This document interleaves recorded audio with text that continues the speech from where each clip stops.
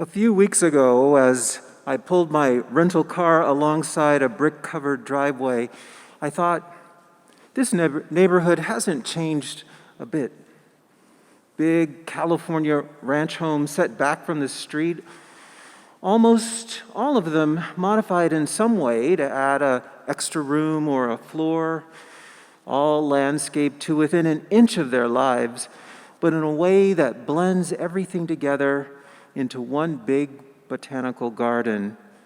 Palm fronds here, birds of paradise there, and nestled between the brilliant lilies and bougainvillea, the bay alarm signs, tastefully framed, and not a person in sight. There's never anyone in sight in these neighborhoods, I think. I think that's the agreement. The homes are meant to be encountered, but not the people living inside of them. And in the quiet, behind the chirping birds and rustling branches, the ever-present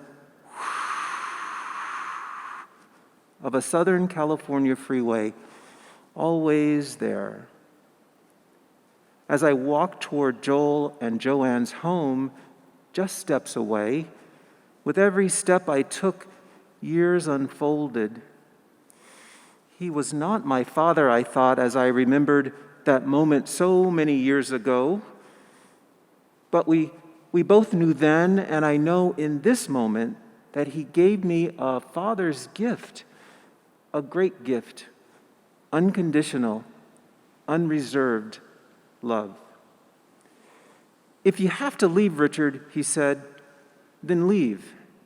If your life's not working, then go make it work. It doesn't mean that you can't come back. And so I did leave, and I'm here. I'm back again. He taught me so much about moving through life, that being authentically myself, an out, proud, smart gay man wouldn't mean that my problems were over. Oh, they would just be beginning. Life has a lot in store, I would learn, twists and turns, we call them. The leopard never changes its spots, he used to tell me. I saw him betrayed by his closest friends and cheated by others, and I put him on a pedestal and wanted to blame him for all my troubles. But then, when my own father died, he honored him with a gift made in my father's honor to his favorite charity. Joel, you weren't perfect, but who is? And you always told me that I could be anything I wanted to be. Something that I'd heard constantly in my own home.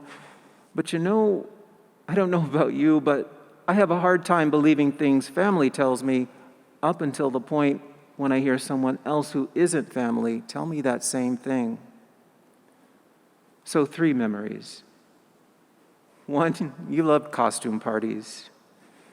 And 2, when you rediscovered your faith and traditions, we celebrated Passover together.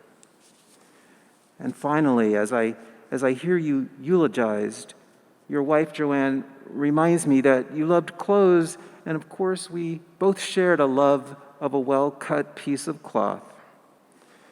And in a special touch, she mentions that she has hundreds of pairs of your socks, some new, some worn, and that she would be donating them to a local charity.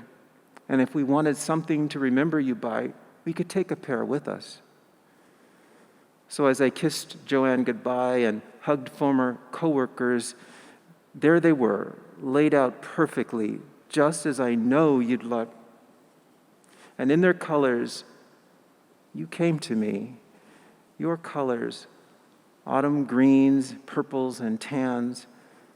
I saw you in those colors, and I took a pair that I'm wearing today. Joel, thank you for loving me in the way you did. Thank you for seeing me for who I am and for being my boss and my friend.